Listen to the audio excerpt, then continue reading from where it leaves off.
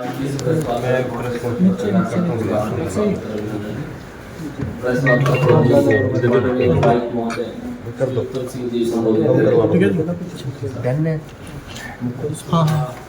सभी का स्वागत है आज की प्रेस कॉन्फ्रेंस में। जैसा कि हमें पता है कल इलेक्शन कमीशन ऑफ इंडिया ने हरियाणा प्रदेश के लिए जो इलेक्शन शेड्यूल जारी किया है उसी की कम्युनिटी में हम ये प्रेस कॉन्फ्रेंस कर रहे हैं। तो बेसिकली हमारा प्रोफाइल जो ज़िले का इस तरीके से है कि हमारे यहाँ पे 5 असेंबली कॉन्स्टिट्यूंसीज़ हैं। करनाल है, इंद्री है, नीलोखेड़ी है, असंध है और घरौंडा है। तो इन 5 असेंबली कॉन्स्टिट्यूंसीज़ की हमारे यहाँ पे अभी पोल होना है, इलेक्शन होना है। शेड्यूल जो इलेक्शन कमीशन ने जारी किया है वो हमारे पास आ चुका है, कल भी आ गया था। एक बार मैं रिपीट कर देता हूँ। हमारे यहाँ नोटिफिकेशन डेट है वो 5 सितंबर की है। नोटिफिकेशन डेट का मतलब ये है कि इस दिन से हमारे पास नॉमिनेशन की प्रक्रिया स्टार्ट हो जाएगी। लास्ट डेट ऑफ नॉमिनेशन है 12 सितंबर है। डेट फॉर मेकिंग स्क्रूटनी वो नेक्स्ट डेट होती है तो 13 तारीख को है। लास्ट डेट ऑफ विड्रॉल है वो 16 सितंबर को है। डेट ऑफ पोल है वो 1 अक्टूबर को है और date of counting of votes है वो हमारा 4 अक्टूबर को होगा। और date before with the election process will be completed है वो हमारा 6 अक्टूबर है। तो बेसिकली 6 अक्टूबर तक मॉडल कोड ऑफ कंडक्ट हमारे यहाँ पे रहेगा। जिले में अभी तक हमारा कंटिन्यूस जो समरी रिविजन है वो चल रहा है इलेक्टोरल रोल का। 27 तारीख को फाइनल पब्लिकेशन होना है। तो अभी तक हमारे पास जो वोटर्स हैं वो 12,02,419 अभी तक एनरोल हो चुके हैं। उसमें एडिशन भी है और कुछ डिलीशन भी हुए हैं। तो इफेक्टिवली ये फिगर आज के दिन पे हमारे पास है और ये आगे बढ़ने की संभावना या फिर कम होने की संभावना फाइनल तक हमें पता चलेगा कि एग्जैक्टली कितना है। इसमें से मेल वोटर्स हैं 6,26,665 हैं। फीमेल वोटर्स 5,75,727 हैं। थर्ड जेंडर वोटर्स हैं जो हमारे यहाँ पे 27 हैं। और सर्विस वोटर्स हैं जो कि अपना सर्विस वोटर पोर्टल के थ्रू अपना वोट करते हैं, पोस्टल बैलेट का अपना इस्तेमाल करते हैं, वो 3,077 हैं। करनाल जिले के हैं सर? जिले के हैं। असेंबली वाइज मैं आपको बता देता हूँ। फाइनल जब भी आएगा, जब पब्लिश होगा वो भी आपके साथ शेयर किया जाएगा। अभी नीलोखेड़ी में 2,34,017 वोटर्स है। इंद्री में 2,18,812 है। करनाल में 2,66,098 है। घरौंडा में 2,40,991 है। असंध में 2,42,501 है। ऐसे ही हमारा जो बूथ था पिछली बार जब इलेक्शन हुए थे, जनरल इलेक्शन हुए थे हमारे पार्लियामेंट के, तो उसमें हमारे यहाँ पे बूथ थे 1147। उसके बाद एक प्रक्रिया हुई, हमें देखने को भी मिला कुछ एक बूथ में वोटर्स ज़्यादा हो गए थे जिनकी वजह से लंबी लंबी लाइनें लगती थी। तो रैशनलाइजेशन की प्रोसेस हमने स्टार्ट करी थी। पॉलिटिकल पार्टीज़ को हमने ऑन बोर्ड लिया था, उनके साथ डिस्कशंस हुए थे। ये सब कुछ होने के बाद 34 बूथ हमने बढ़ाए हैं। तो इस वजह से अब हमारे 1181 बूथ हो गए हैं। और एक हमने जो इलेक्शन कमीशन की जो गाइडलाइंस है कि हाई राइजिंग बिल्डिंग या फिर सोसाइटीज़ या हाउसिंग सोसाइटीज़ हैं उनमें भी हमें बूथ बनाने चाहिए। तो एक बूथ हमने वो भी कंसिडर किया है, वो भी बनाया है। वो 1181 में ही मिलके है। तो लोकेशंस हैं जो हमारे पोलिंग बूथ है। एक लोकेशंस पे मल्टीपल बूथ्स भी हो सकते हैं, 2 भी हो सकते हैं, 3 भी हो सकते हैं, 4 भी हो सकते हैं। तो रूरल में 111 है, अर्बन में 426 लोकेशन है। टोटल 1181 बूथ है। जितने भी बूथ हैं हम यहाँ पे पहले भी करते आ रहे हैं। एक एश्योर्ड मिनिमम फैसिलिटी होती है जिसमें ड्रिंकिंग वाटर आता है, शेड आती है, क्यू का एक सिस्टम वहाँ पे हमारा होना होता है, ड्रिंकिंग वाटर अवेलेबल कराते हैं, टॉयलेट अवेलेबल कराते हैं। वो भी हमने इंश्योर करना है और किया है, पिछले इलेक्शन में भी किया है, इसमें भी करेंगे।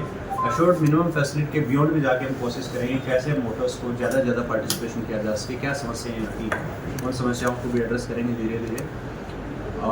पिछली बार की तरह इस बार भी हम प्लानिंग कर रहे हैं कि 100% जो बूथ्स हैं हमारे उनमें वेबकास्टिंग है। वेबकास्टिंग से बहुत फ़र्क पड़ता है। जो पहले शिकायतें आती थी कि बूथ में एक डिटरेंट की तरह काम करता है, डिटरेंट की तरह भी काम करता है। और कुछ शिकायत आती है तो हमारे पास एक एविडेंस भी रह जाता है उसको वेरीफाई करवाने के लिए कि चीज़ में इसमें जो हमारा free and fair election conduct करवाने में कहीं ना कहीं कोई गड़बड़ हुई तो हम उसको देख भी पाते हैं। और रियल टाइम पोल टेकिंग हम यहाँ से मॉनिटर भी करते हैं, कंट्रोल सारे के सारे बूथ्स को मॉनिटर करते हैं। अभी इलेक्शन में मई में भी हमने किया था और आने वाले इलेक्शन में भी हम करें तो 100% पे वेबकास्टिंग हम करेंगे। एक्सेसिबिलिटी की बात करें तो हर बार की तरह हम जो व्हील चेयर्स की व्यवस्था, रैंप्स की व्यवस्था वो हम करेंगे। और जो सक्षम ऐप है उस पर भी ऑप्शन देते हैं कि जो वोटर्स है, PWD वोटर्स हैं, वो अपना एक रिक्वेस्ट वहाँ पे डाल दें। वो रिक्वेस्ट हमारे पास आ जाती है, हमें पता चल जाता है किस जगह क्या रिक्वायरमेंट है। तो हमारे जो रिसोर्सेज उनका एक एफिशिएंट यूटिलाइजेशन हो पाए, तो मैं सभी PWD वोटर्स से रिक्वेस्ट करूँगा कि ज़्यादा से ज़्यादा संख्या में आप इस ऐप का इस्तेमाल करें, ताकि आपको हम ये सुविधा प्रोवाइड करवा पाएँ, हमारे पास रिक्वेस्ट आ जाए।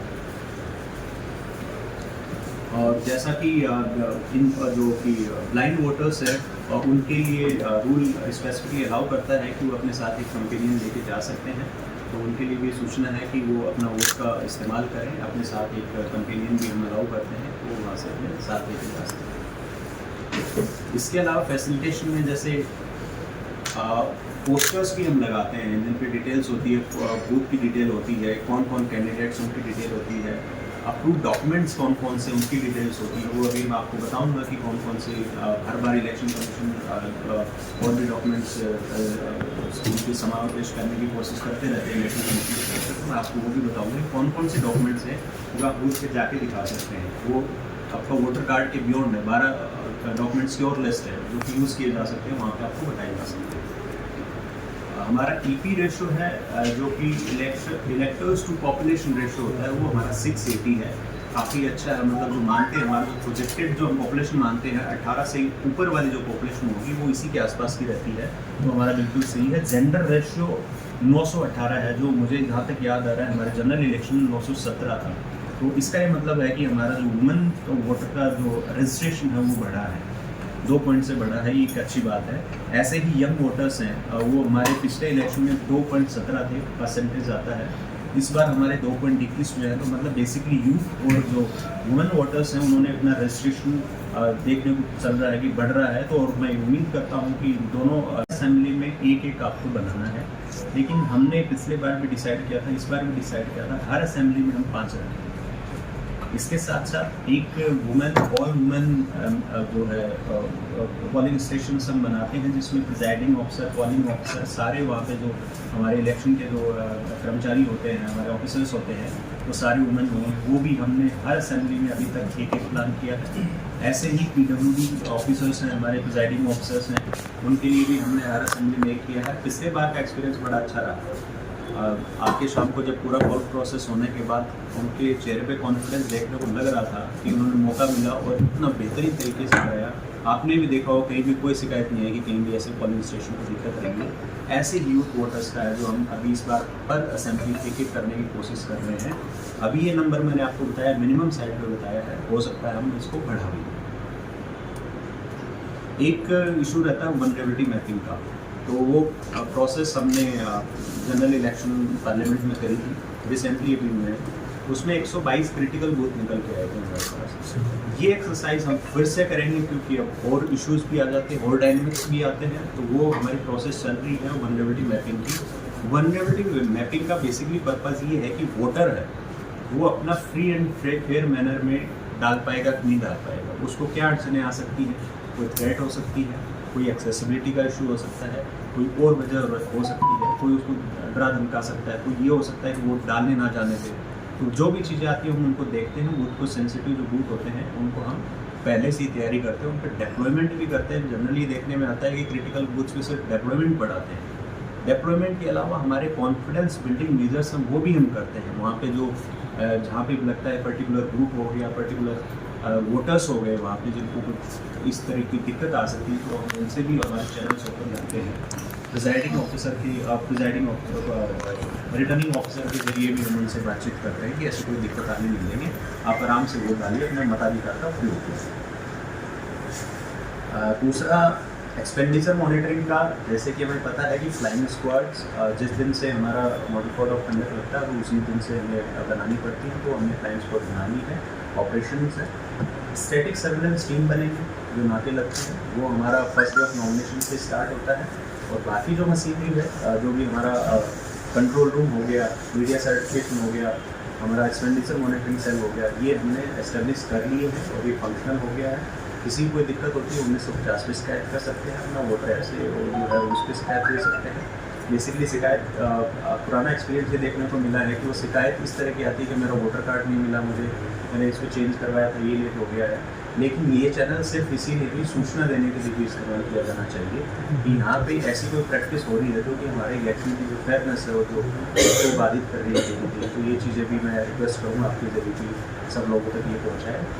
सी विजिल ऐप है, पिछले बार भी हमने यूज़ की थी और इस बार भी मैं चाहता हूँ कि बढ़ चढ़ की यूज़ हो। उस पर भी ऐसी जो भी माल प्रैक्टिसेस हैं, जो भी ऐसा मॉडल कोड ऑफ कंडक्ट का वायलेशन है, वो आप सब लोग यूज़ करें, उस पर अपनी एप्लीकेशन डालें। ये दोनों एंड्रॉयड और अपने iOS दोनों के लिए अवेलेबल है, ऐप स्टोर पर अवेलेबल है, सी विजिल नाम से है। तो मैं सबसे रिक्वेस्ट करूँगा कि ज़्यादा से ज़्यादा इस ऐप को यूज़ करें। और इसमें जो हमारा रेस्पॉन्स टाइम होता है वो 100 मिनट्स का होता है। तुरंत जो 100 मिनट्स में ऐसे जो भी वायलेशन होते हैं, स्पेसिफिकली कोई गलत पोस्टर लगा दिया और गलत जैसी कोई प्रैक्टिस होती है, तो 100 मिनट्स में हमारी फ्लाइंग स्क्वाड वहाँ पे पहुँचती है और उन पर डिपेंडिंग अपॉन किस नेचर का वो वायलेशन है, उसके हिसाब से फिर फर्दर हम आगे बढ़ेंगे। डॉक्यूमेंट्स का जो मैंने आपको बताया, इसमें आधार कार्ड है, मनरेगा का जॉब कार्ड है, passbook with photograph issued by bank और post office, health insurance smart card issued under the scheme of ministry of labour, driving licence, PAN card, smart card issued by registrar general of India under NPR, Indian passport, pension document with photograph, service identity card with photograph issued to the employee by central, state, PSU and public limited companies, official identity card issued to MP, MLA and MLCs, unique disability ID UDID card, Ministry of Social Justice and Empowerment, Government of India। तो ये 12 category की और documents हैं जो कि आप including voter card में वो यूज़ कर सकते हैं। तो आप सिर्फ ये सोच के ना रहें कि मेरा वोटर कार्ड मेरे पास अभी है नहीं, मिल नहीं रहा है, इसलिए वोट नहीं डाल रहे हैं। तो ये चीज़ बड़ी इंपॉर्टेंट है। आप में से इनका कोई भी डॉक्यूमेंट हो, प्रिजाइडिंग ऑफिसर आपको मना नहीं करेंगे कि आपको वोट डालने दिया जाएगा। और ये चीज़ हम ट्रेनिंग जब होती है हमारे प्रिजाइडिंग ऑफिसर, पोलिंग ऑफिसर्स की, उसमें भी स्पेसिफिकली बता सकते हैं ये ही कागज़ है, इनमें से कोई भी आपको प्रेजेंट करता है वो हमें मानना है। कुछ एक जैसे ही model code of conduct enforce हुआ है, तो हमने मेरी तरफ से ऑर्डर भी हुए हैं कि मॉडल कोड ऑफ कंडक्ट लग चुका है, सबको हमने सूचित कर दिया है इस बारे में। SOP होता है 24 आवर्स, 48 आवर्स और 72 आवर्स का। उसके रिगार्डिंग हमने डिपार्टमेंट्स को अभी हिदायत दे दी है कि जो हमें उनके जो पोस्टर्स हटाने हैं, कोई एडवर्टीजमेंट है, जो गवर्नमेंट के एडवर्टीजमेंट वो हटाने हैं, government office, public premises and then including private property also. तो वो हमारा अभी 24 आवर्स की कल 3:30 बजे अनाउंस हुआ था, तो अभी फर्स्ट रिपोर्ट जानी है। तो फर्स्ट रिपोर्ट इनकी गवर्नमेंट ऑफिस से जो भी एडवर्टीजमेंट है, जो भी फोटोग्राफ से वो हमें हटाना है। Regarding use of loud speakers भी हमने ऑर्डर जारी कर दिए। 10 बजे के बाद नहीं बजाना है, सुबह 6 बजे से पहले नहीं बजाना है। और जो साइलेंस पीरियड होता है, जो बिफोर 48 आवर्स बिफोर पोल होता है, उसमें यूज़ नहीं करना, इसके बारे में हमने दे दिया है। इलेक्शन मटेरियल जो एडवर्टीजमेंट के लिए जो प्रिंट करते हैं, उसमें बेसिकली कोई अपना पैम्पलेट छपवा रहा है, कोई अपना पोस्टर छपवा रहा है, कोई होर्डिंग छपवा रहा है, कोई बैनर छपवा रहा है। इसके लिए प्रिंटर्स को स्पेसिफिकली हमने बताया है कि कौन माल छपवा रहा है, कितना उसका क्वांटिटी छपा है, उसकी हमें सूचना आपको देनी पड़ेगी। इसमें हम उनसे मीटिंग भी करेंगे, स्पेसिफिकली बताएंगे कि क्यों इतना इम्पोर्टेंट है और इसका वायलेशन भी एक तरह से ऑफेंस है।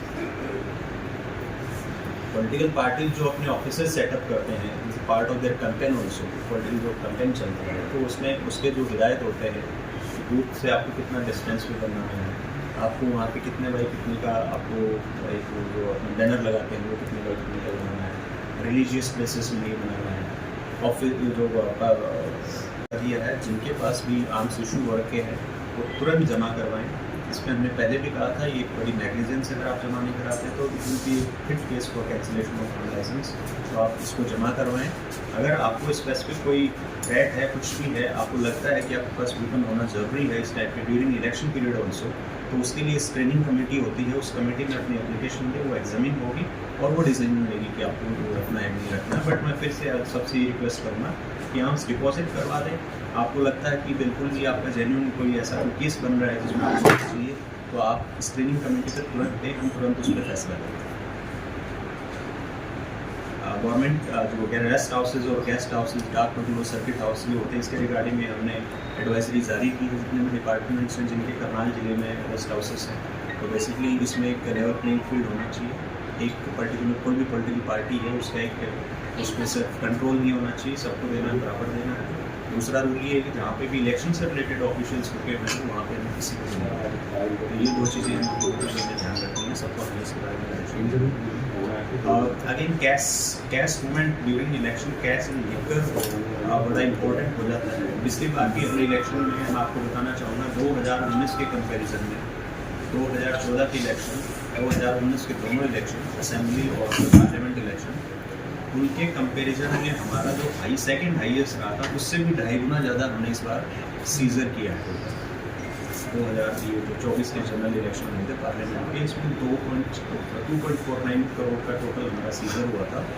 इसमें मॉनेटरी वैल्यू लिकर की भी ऐड कर रहे हैं, तो वो हम इस बार भी हम ये सुनिश्चित करेंगे। फिगर कहाँ जाएगा इसके बारे में हम अभी आपको नहीं बता सकता, तो वी विल इंश्योर कि जो भी इलीगल कैश मूवमेंट है, जो लिकर मूवमेंट है, फ्रीबीज का मूवमेंट है, हम उस पर सख्त नज़र रखेंगे और कोशिश करेंगे कि एक भी ऐसी चीज़ नहीं है। पब्लिक से भी मैं रिक्वेस्ट यही करूँगा कि कैश का use during election period until unless बहुत ही नेसेसरी आपके पास एक रीजनेबल ग्राउंड है, आप तभी आप कैरी करें और उसके साथ प्रॉपर प्रूफ जरूर लेके जाएँ आप कि आपने कहाँ से कैश लेके आए। ATM से लेके आए हैं तो उसका स्लिप नॉर्मली हम फाड़ के उसी में डब्बे में फेंक देते हैं, बट आप साथ कैरी करें कि उस पर पता चल जाता है ये टैक्स करना है, तो मैं निकाल के लेके जा रहा हूँ, मान लेके जा रहा हूँ। इन केस कैश सीज भी होता है तो हमने इस बार थोड़ा और भी प्रॉम्प्टली 100 मोटो केसेस को एग्जामिन करेंगे। जितना भी कैश सीजर हुआ है उसमें अगर कोई FIR नहीं होती है किसी पॉलिटिकल पार्टी से या किसी कैंडिडेट से या किसी भी इलेक्शन रिलेटेड एक्टिविटी से अगर वो लिंक नहीं है, तो हमारी कोशिश यही रहेगी, विल इंश्योर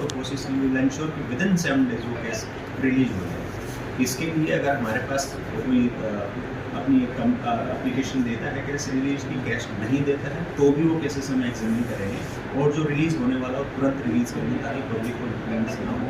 लेकिन फिर भी मेरी यही रिक्वेस्ट रहेगी कि कलर एरिया का पता करना कि जेन्युइन है नहीं है, तो on safer side if cash can be avoided it should be avoided, ये मेरी सबसे रिक्वेस्ट रहेगी। और इलीगल जो भी मूवमेंट होता है, किसी भी कैश का होता है, सीजर और लिकर का होता है और भी किसी फ्रीबीज का चीज़ होता है, तो लोगों से मैं अपील करूँगा, हमारे सारे करनाल वासियों से करूँगा जो सी विजिल किया उस पर आप सूचना दें 1950 को, और आप जब हेल्प करेंगे तभी हम इस इलेक्शन को एक जो फ्री और फेयर मैनर में करवा पाएंगे। और आपका सहयोग सभी आपने देखा कि पिछला जो हमारे इलेक्शन हुआ पार्लियामेंट का, एक भी ऐसा इंस्टेंस नहीं आया जिससे कि ये लगे कि इलेक्शन में कोई समस्या का सामना करना पड़ा। बट फिर भी एक चीज़ और मैं अभी आपको कहना चाहूँगा कि हमने 4 FIR करी थी, 3 तो लिकर से रिलेटेड थी, एक FIR बड़ी इंटरेस्टिंग थी। सोशल मीडिया पे किसी व्यक्ति ने अपने दोनों हाथ पे ये दिखा के ये कहा कि मैंने 2 वोट डाले हैं, उसको हमने अभी अंडर इन्वेस्टिगेशन है, लेकिन अभी तक जो पता चला है उस व्यक्ति ने एक भी वोट नहीं डाला था और मार्कस ये लगा के ये चीज़ की थी, तो ये ऑफेंस है। आप जो इलेक्शन मशीनरी है उस पर एक झूठा दावा पेश कर रहे हैं, वो उनकी FIR हुई थी। तो ऐसी में क्योंकि ये इलेक्शन से रिलेटेड मसले हैं, बड़े एक छोटी सी चीज़ का नैरेटिव गलत नैरेटिव बन जाता है, तो और डाउट भी क्रिएट करता है कि मशीनरी की कैसी ऐसी चीज़ें होती हैं। इन्वेस्टिगेशन में आता है कि नहीं हुआ ऐसा, लेकिन फिर भी एक सावधानी हमें बरतनी चाहिए कि कोई भी ऐसी चीज़ गलत चीज़ ना है। उसमें उन्होंने क्या